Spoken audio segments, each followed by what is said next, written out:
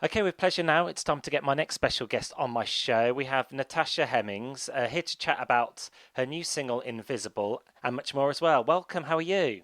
I'm great, thanks. Thank you for having me. It's great to have you on board the show. Heard so much about you and your latest releases as well. And so I'm going to ask my first question Invisible, what's the kind of song about? Well, this whole album, my forthcoming album that's coming out, is um, are songs based on personal memories and experiences and moments from my life, from my childhood and memories of not really having a relationship with my biological father, to friendships and heartbreak, and all the good things as well, successes and lovely things that I've experienced.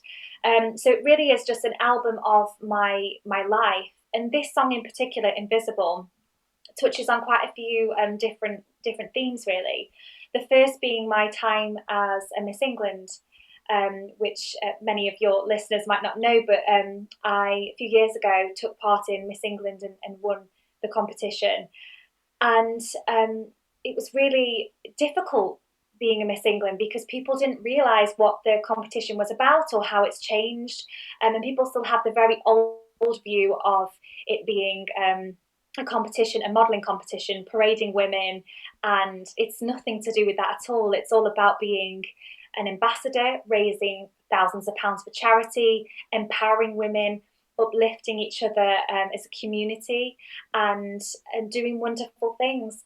And the Miss England at the time, when I was getting involved, was a doctor from Cambridge, and they really are wonderful people doing amazing things. So I found it really difficult. That people didn't really understand what the competition was about and would prejudge me on without really knowing me at all. People didn't realise I was a musician and that I'd been professionally trained. People would say things and make comments, and it's the society today is that we do prejudge people, especially on social media. We're all putting a perfect version of ourselves on there, the highlights of our life. We're all putting these rose tinted glasses sort of vision of the perfect life and unattainable beauty standards. And I just feel like it's very harmful for young people growing up and seeing that, and not seeing their face on social media, not seeing their lives, not understanding why they don't have those things. And it's because a lot of it isn't true. It's a perfect version of something.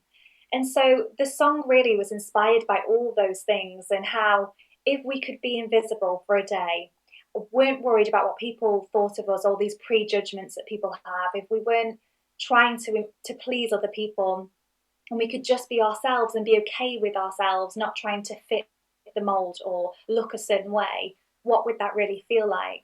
That complete freedom and the ability to just love who you are. And that's really what the song is about. Very well said there. And you gone into depth with the single as well, and tell the listener a bit more about it as well. So you mentioned you did your beauty pageants, Miss World. Growing up, was music always your kind of primary thing you really wanted to do? Yeah, I mean, I never wanted to do a beauty competition. It was never something I thought about doing. Music has always been my life. When I was a very, very young girl, a little girl, I would play with microphones and a tape recorder and karaoke machines. That's what I wanted to do. And as I got older, my parents realised how serious I was about it, and helped me get on my way really into how I was going to do that and make that a possibility. And every decision I've made really has come from wanting to get there and how I was going to get there. And from the age of 12, I was looking into Beyonce and how she'd made it.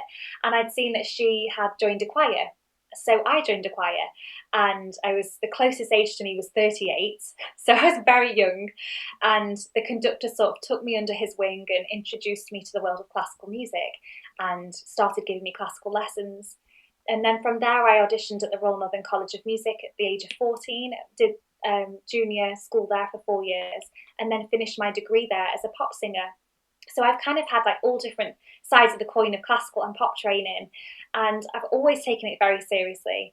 And when I did miss England, it was more of a way of me making friends and meeting people that were also ambitious and wanted to do things with their lives, but also a platform for me to share my music.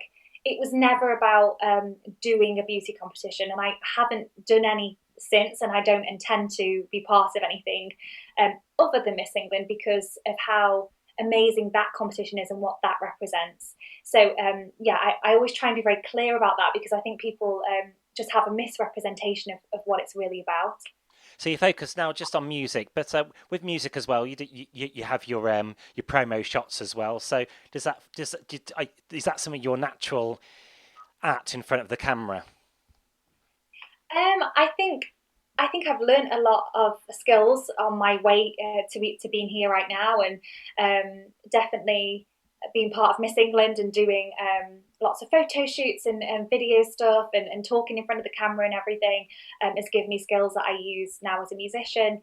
And but it's a learning process. You know, everybody has to do something for the first time, and you just have to sort of take opportunities and make the most of them. So I think it's just kind of been just trial and error and getting better at things as I go. And you mentioned being classically trained from that background. Listening to your EP, you have a real calming quality to your voice. And I wanted to ask your singing range. What range do you fall under, like soprano, mezzo? Yeah, well, I'm a soprano, so I've got a very high range and I do a lot Mm. of whistles. But I also, from pop training, have developed quite a deep chest voice as well.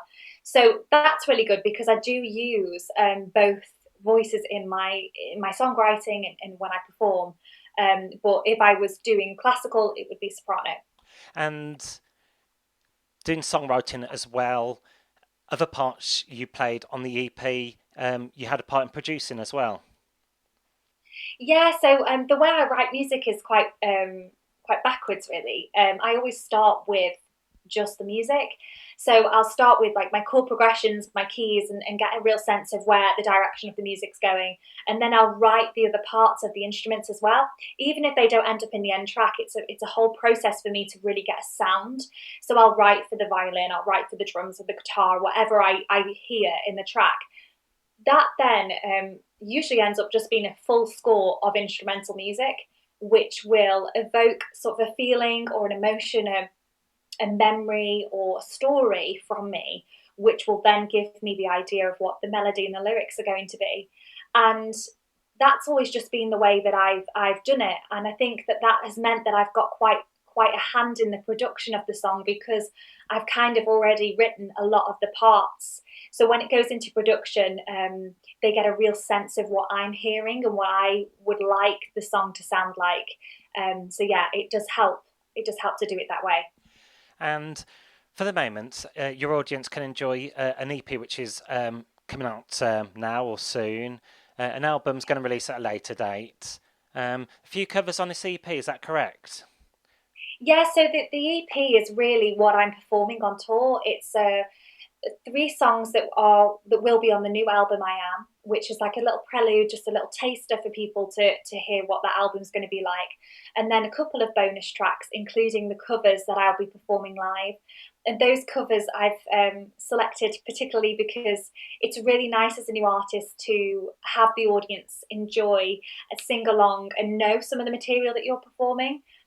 So I've chose Kate Bush, Wuthering Heights, Songbird, Fleetwood Mac, and Depeche Mode, Enjoy the Silence. And with Kate Bush as well, unexpectedly in the charts, that's quite apt that you have a Kate Bush track on your EP. Yeah, well, Kate Bush has been an artist that has inspired a lot of my work, and I've been singing her songs. I covered this woman's work, Wuthering Heights, years ago as well, and she's a fantastic artist that I look up to, and a lot of people have likened my style of music style to her as well. So it's really special to hear her in the charts again and hear that place for her coming back. And a Slim Tim remix of Enjoy the Silence. What's it like to have a dance remix of your tracks? That's every artist's dream. Yeah, it's really exciting to hear it in a different way, and yeah, especially a dance song because it really does give you a different perspective of the track and a different love for it again as well. So it's really nice to have that. And speaking of exciting, you were supporting Ronan Keating, who was a former member of Boyzone in the 90s. How did that Yeah. come about, if I'm allowed to ask? Well, I think just for look of for asking really, and doing the tours I've done to date, and how I've the musical presence I've got so far, that I was able to ask and that he would choose me to do it. So I feel very lucky, and it's a dream come true for me, and it's a surreal experience. I remember growing up listening to Ronan and listening to Boyzone in my house. My parents would play it, so it's a bit of a surreal moment to actually be meeting and performing with him. I'm just going to mention a handful of dates. So, Birmingham, which is my neck of the woods, big at Birmingham, on the 18th of this month, June. Then Liverpool on the 21st of June. And then Manchester, 29th of June. And then you're finishing off towards Cardiff on the 3rd of July. And then London, the 5th of July. That's right, yes. So it's a full up and down the UK. And if people miss those dates, do you have an official website where all these dates are on, just to remind listener? Yes, if people just want to go to my website, natashahemmings.com, or my social media, which is at Natasha H Music, and that's for all platforms, then I'll keep you up to date. I'll also be doing a little video logs of my tour experience behind the scenes and everything that I'm getting up to. Well, brilliant. Thanks for having yourself on board my show, Danny's Son radio show, and it's a pleasure. And Natasha Hemmings, we're going to get your track now on my show, and best of luck with your music career, and we'll catch up with you soon, no doubt. Thank you so Okay, much. have a great afternoon and evening as well. Thank you.